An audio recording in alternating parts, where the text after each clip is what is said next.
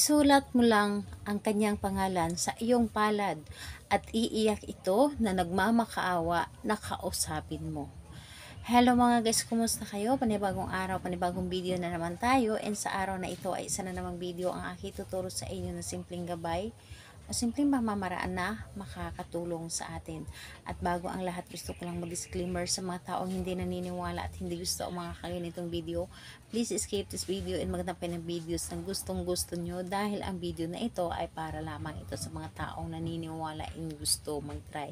Sa lahat po ng mga nagko-comment po dito sa aking video dito sa loob ng aking channel, mag-iingat sa lahat ng mga nagre-reply sa inyo na dinadala kayo sa kanilang WhatsApp in Imo app upang makaiwas po tayo sa scam.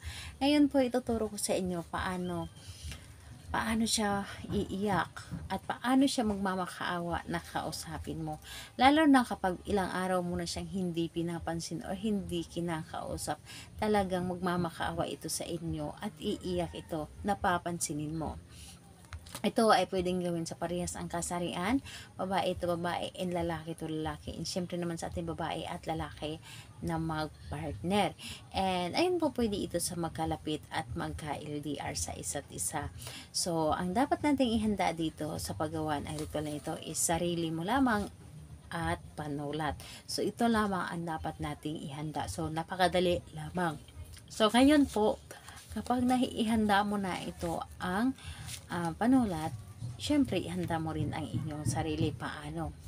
I-claim mo lamang sa iyong sarili na gustong gusto mo itong gawin. I-claim mo na ito ay makakatulong sa inyo and dapat buo ang inyong loob, tiwala at paniniwala sa paggawa nito para mapagana mo ang isang ritual.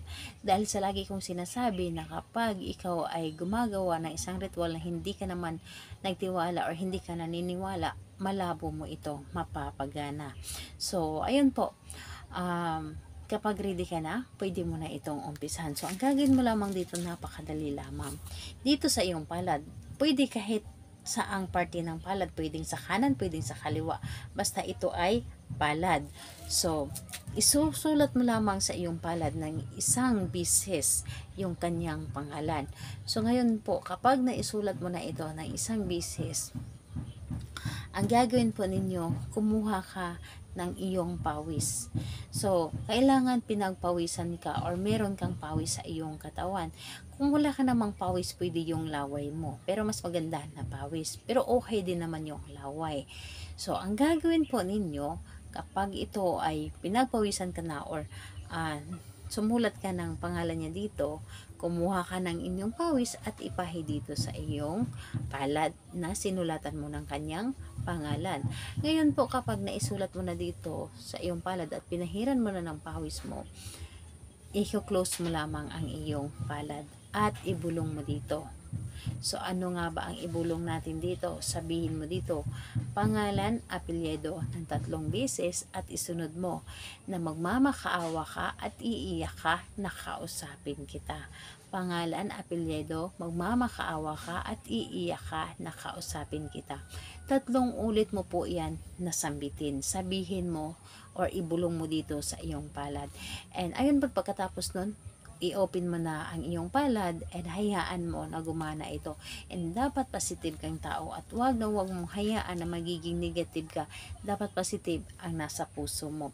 So, ayun po, kailan ito pwedeng gawin? Napakaganda po dahil sa kahit anong araw po at oras, pwede mo itong gawin. Basta, importante na ikaw lamang mag-isa na gumawa nito at walang makakadistract sa'yo at hindi mo rin ito ipapaalam sa kahit kanino ang inyong ginawa. Dahil sa isang ritual secreto, malupit lamang ito at ikaw lamang dapat ang nakakaalam nito.